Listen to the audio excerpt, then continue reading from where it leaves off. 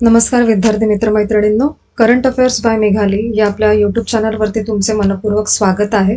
इथे आपण daily current अफेअर्सचे important 12 questions पाहतो, जे तुम्हाला आपल्या MPSCच्या सर्व एक्झाम्समध्ये, सरळ सेवांमध्ये आणि केंद्रीय परीक्षांमध्ये नक्कीच पाहायला मिळतील. आणि आपल्या चॅनलवरती जर तुम्ही पहिल्यांदा आले असाल तर चॅनलला लाईक करा, जास्तीत जास्त विद्यार्थ्यांपर्यंत आपला चॅनल शेअर करा आणि सबस्क्राईब करायला विसरू नका. सगळ्यात महत्त्वाची गोष्ट, लेक्चर तुम्ही शेवटपर्यंत पहा, एकही प्रश्न स्किप करू नका. ठीक आहे, तर पाहूयात आजच्या म्हणजेच 29 मार्च 2026च्या चालू घडामोडी. प्रश्न पहिला, राष्ट्रीय विज्ञान पुरस्कार 2026 मध्ये खालीलपैकी कोणती श्रेणी समाविष्ट आहे, असा प्रश्न आहे. तर याचे योग्य उत्तर आहे पर्याय क्रमांक ए, विज्ञान रत्न. महत्त्वाचे पॉइंट्स पहा या प्रश्नाचे. राष्ट्रीय विज्ञान पुरस्कार RVP हा भारत सरकारचा प्रतिष्ठित विज्ञान पुरस्कार आहे आणि विज्ञान तंत्रज्ञान आणि नवोपक्रम क्षेत्रातील उत्कृष्ट कार्यासाठी हा पुरस्कार दिला जातो. RVP 2026 साठी नामांकन प्रक्रिया सुरू झाली आहे. यामध्ये तुम्ही स्वतःचे नामांकन म्हणजे सेल्फ नॉमिनेशन देखील करायला यामध्ये परवानगी आहे. त्याचे महत्त्वाचे निकषही असतील. आणि कृषी विज्ञान, अणुऊर्जा, जैविक विज्ञान, रसायनशास्त्र, संरक्षण तंत्रज्ञान अशा विविध क्षेत्रातील नामांकन स्वीकारली जातात. म्हणजे हे ते निकष आहेत. ठीक आहे, पुढील प्रश्न दुसरा. RSETI म्हणजे ग्रामीण स्वयंरोजगार प्रशिक्षण संस्थेचं मुख्य कार्य काय आहे, असा प्रश्न आहे. तर या प्रश्नाचे योग्य उत्तर आहे पर्याय क्रमांक डी, ग्रामीण युवकांना कौशल्य प्रशिक्षण देऊन स्वयंरोजगारासाठी सक्षम करणं असं मुख्य कार्य आहे या संस्थेचं. महत्त्वाचं पॉइंट्स पहा. RSETI म्हणजे ग्रामीण मुलांना कौशल्य शिकवणाऱ्या संस्था. या संस्था ग्रामीण विकास मंत्रालयाखाली काम करतात.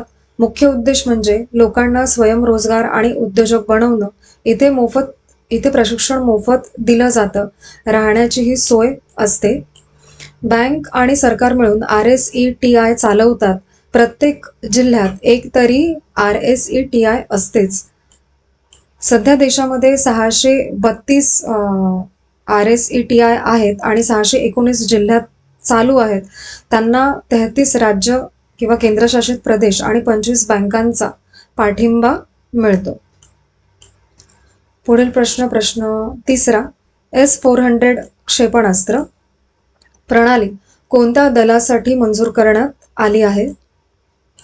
तर या प्रश्नाचे योग्य उत्तर आहे पर्याय क्रमांक सी, भारतीय वायुसेनेसाठी. महत्त्वाचे पॉइंट्स पहा या प्रश्नाचे. संरक्षण अधिग्रहण परिषद DAC ने 2.38 लाख कोटी रुपयांचे प्रस्ताव मंजूर केले आहेत यासाठी. आणि ही बैठक संरक्षण मंत्री राजनाथ सिंह यांच्या नेतृत्वाखाली झाली. मंजुरीमध्ये सैन्य, वायुसेना आणि तटरक्षक दलाचा समावेश देखील आहे. आणि भारतीय सैन्यासाठी धनुष गन सिस्टीम घेण्यासही परवानगी मिळाली आहे. आणि S-400 क्षेपणास्त्र प्रणाली लांब पल्ल्यावरील हवाई धोक्यांपासून संरक्षण देते आणि रिमोटली पायलटेड स्ट्राईक एअरक्राफ्ट ड्रोनमुळे हल्ला आणि पाळत क्षमतेमध्ये वाढ देखील होते. हे महत्त्वाचे पॉइंट्स आहेत दोन्ही. प्रश्न चौथा. युथालिया झुबिनगार्गी ही प्रजाती आहे फुलपाखराची. ही प्रजाती भारतातील कोणत्या राज्यात आढळली आहे? तर याचे योग्य उत्तर आहे पर्याय क्रमांक ए, अरुणाचल प्रदेशमध्ये. महत्त्वाचे पॉइंट्स पहा. युथालिया झुबिनगार्गी हे अरुणाचल प्रदेशात सापडलेले तांज फुलपाखरू आहे. युथालिया वंशाचे हे फुलपाखरू दक्षिण आणि आग्नेय आशियाच्या बऱ्याच ठिकाणी मिळतं. हे फुलपाखरू 600 ते 750 मीटर उंचीवरच्या जंगलांमध्ये सापडतं. आणि फुलपाखरं पर्यावरणाच्या बदलांचे संवेदन मानले जाते. आणि अरुणाचल प्रदेश नवनवीन प्रजाती शोधण्यासाठी खूपच महत्त्वाचा भाग देखील आहे. पुढील प्रश्न पाचवा. नेपाळचे सर्वात तरुण पंतप्रधान कोण झाले आहेत? तर या प्रश्नाचे योग्य उत्तर आहे पर्याय क्रमांक सी, बलेंद्र शाह वा बालेन असं त्यांचं नाव आहे. बलेंद्र शहा नेपाळचे नवे पंतप्रधान झाले. वय फक्त 35 वर्षे. पूर्वी ते रॅपर होते आणि इंजिनियरचे कामही केलेले आहे. काठमांडूचे महापौर म्हणून त्यांनी काम पाहिलं यापूर्वी. त्यांच्या पक्षाने 275 पैकी तब्बल 182 जागा जिंकल्यात. हा एक मोठा विजय मानला जातो आणि हा बदल भ्रष्टाचार विरोधातील जेनझीज चळवळीमुळे घडला असं म्हटलं जात आहे. लोक त्यांना प्रस्थापित विरोधी राष्ट्र म्हणजेच अँटी एस्टॅब्लिशमेंट नेते असं संबोधतात, असं म्हणतात. आणि नेपाळवरती भारत आणि चीन या दोन्ही देशांची शेजारी देशांचा मोठा दबाव नेहमीच जाणवतो. पुढील प्रश्न 6वा. 16 वर्षांखालील मुलांसाठी सोशल मीडिया वापरावरती बंदी घालणारा दक्षिण पूर्व आशियातील पहिला देश कोणता आहे, असा प्रश्न. तर याचे योग्य उत्तर आहे पर्याय क्रमांक डी, इंडोनेशियाने बंदी घातलेली आहे. महत्त्वाचे पॉईंट्स पहा. इंडोनेशियाने 16 वर्षांखालील मुलांसाठी सोशल मीडिया वापरावरती बंदी घातली आहे. हा निर्णय 28 मार्च 2026 पासून लागू होईल. दक्षिण पूर्व आशियात अशी बंदी आणणारा तो पहिलाच देश आहे. जवळपास 7 कोटी मुलांवरती हा निर्णयाचा परिणाम होईल. या नियमानुसार मुलांना सोशल मीडिया अकाउंट्स काढता येणार नाहीयेत. सायबर बुलिंग, वाईट कंटेंट आणि इंटरनेटची सवय हे मुख्य कारण आहे असं तिथल्या सरकारने सांगितलं आणि मुलांच्या मानसिक आरोग्यासाठी हा निर्णय प्रखरपणे घेतला गेलेला आहे. ठीक आहे. पुढील प्रश्न 7वा. 2026चा सरस्वती सन्मान पुरस्कार कोणाला प्रदान करण्यात आला? तर या प्रश्नाचे योग्य उत्तर आहे पर्याय क्रमांक बी, रामकुमार मुखोपाध्याय असं त्यांचं नाव आहे. महत्त्वाचे पॉईंट्स पहा या प्रश्नाचे. सरस्वती सन्मान हा भारताचा खूप मानाचा साहित्य पुरस्कार आहे. के बिर्ला फाउंडेशनने 1991 मध्ये या पुरस्काराची सुरुवात केली आहे.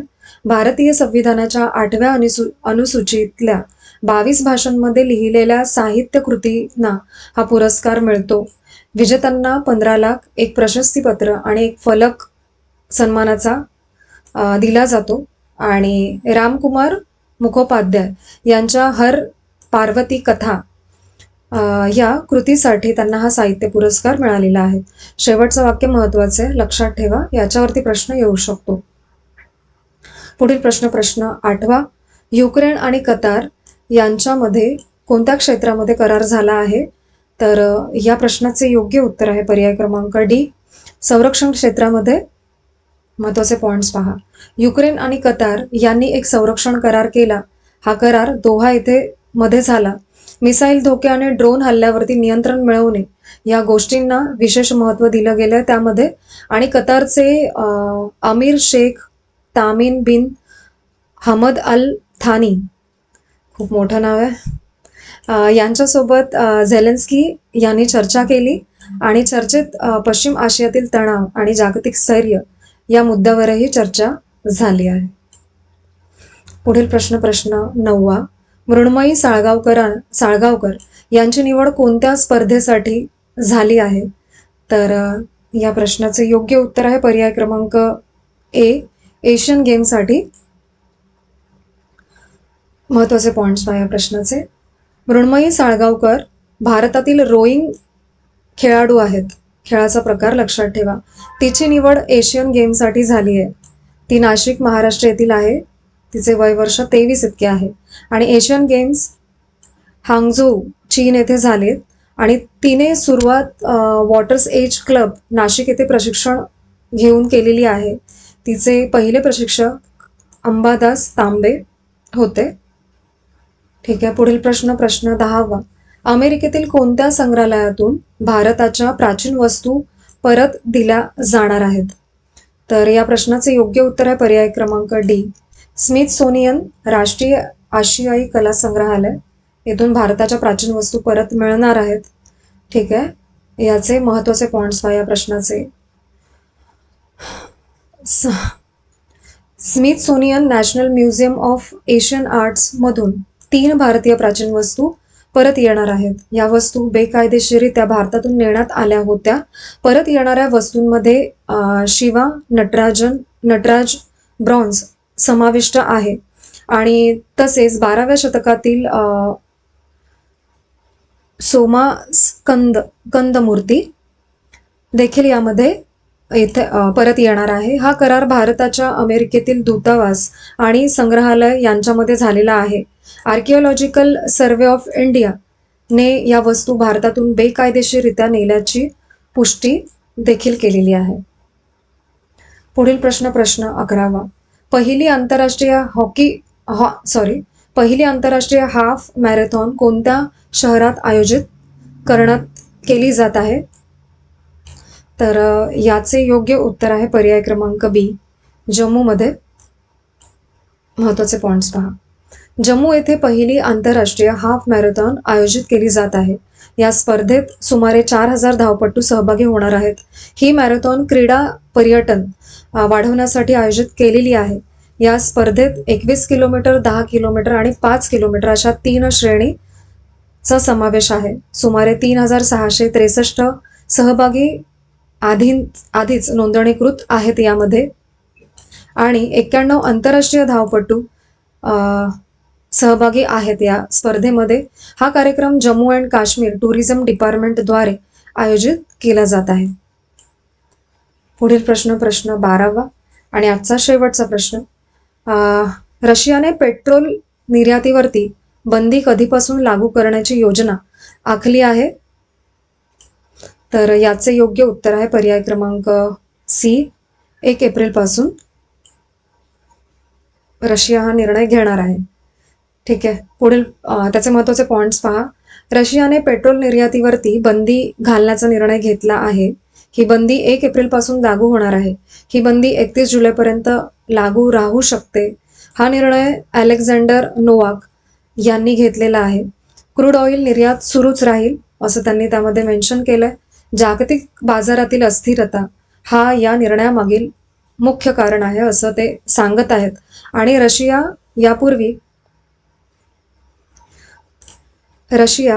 यापूर्वी ही इंधनाच्या किमती नियंत्रणात ठेवण्यासाठी निर्यात बंदी लावत आलेला आहे. म्हणजे हा निर्णय ते पहिल्यांदा घेत नाहीयेत. ठीक आहे. तर आजच्या आपल्या 29 मार्च 2026च्या चालू घडामोडी पाहून झालेल्या आहेत. एकच विनंती आहे, लेक्चर शेवटपर्यंत पहा.